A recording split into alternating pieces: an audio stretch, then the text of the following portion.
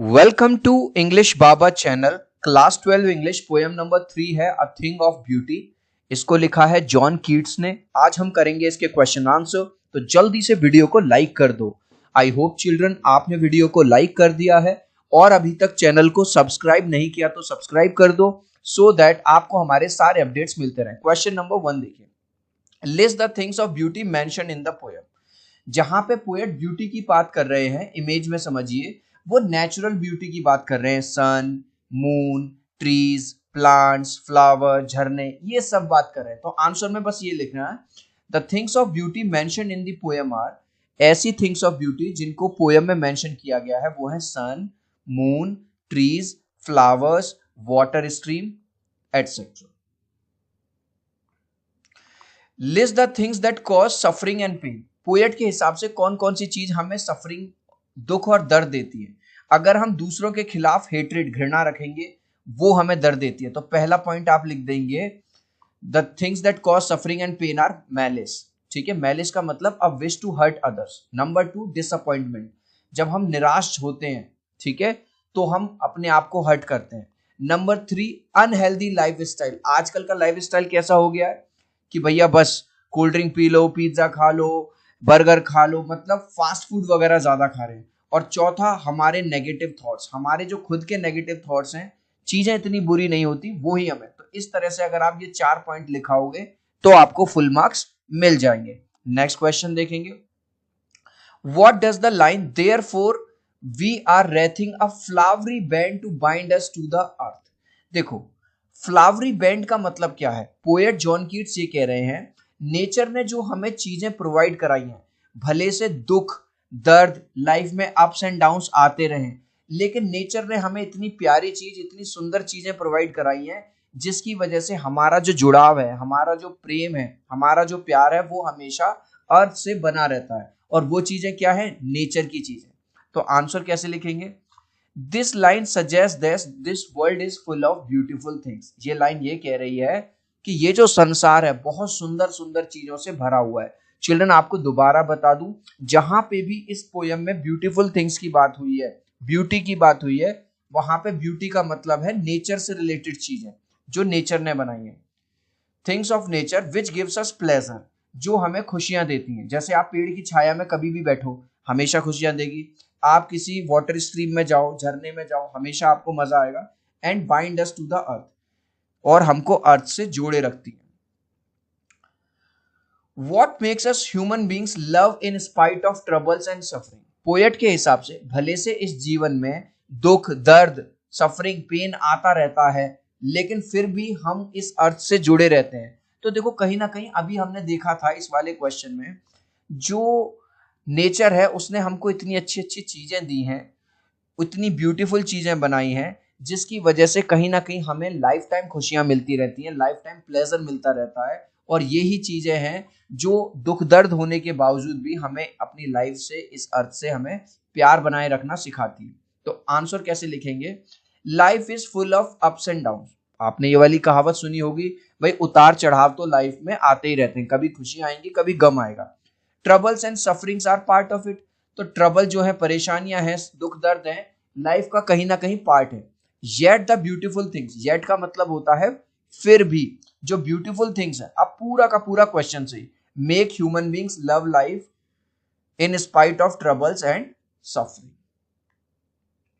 Children, अभी तक आपने इस वीडियो को एक लाइक नहीं किया है तो आपसे रिक्वेस्ट करूंगा, प्लीज एक लाइक कर देना। आपके एक लाइक और सब्सक्राइब से बहुत मोटिवेशन मिलता है।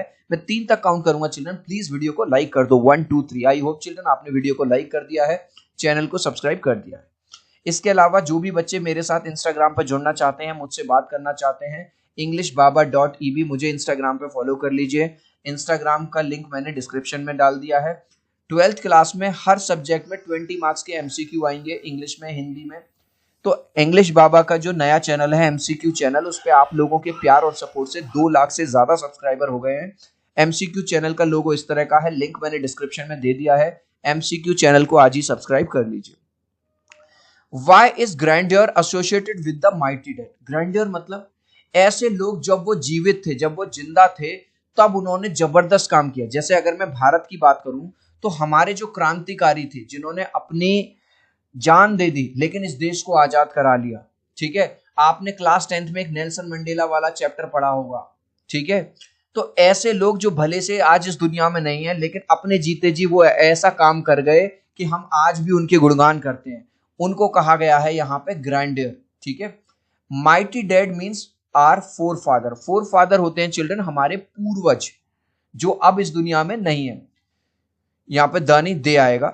They did number of noble deeds, उन्होंने बहुत सारे, नोबल का मतलब अच्छे अच्छे, डीड का मतलब काम किए, इन देयर टाइम, जब वो जिंदा थे तब उन्होंने अपने जीवन में बहुत अच्छे अच्छे काम किए।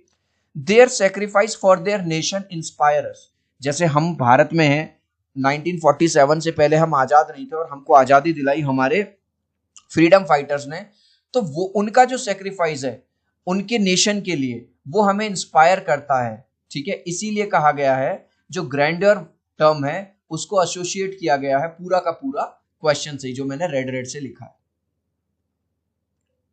Next, do we experience things of beauty only for short moments और do they make a lasting impression on us. Question ये पूछ रहा है, जो ब्यूटीफुल थिंग्स हैं, जो नेचर वाली चीजें, क्या वो हमें केवल एक छोटे टाइम के लिए खुशियां देती हैं या हमें लाइफ टाइम खुशियां देती हैं।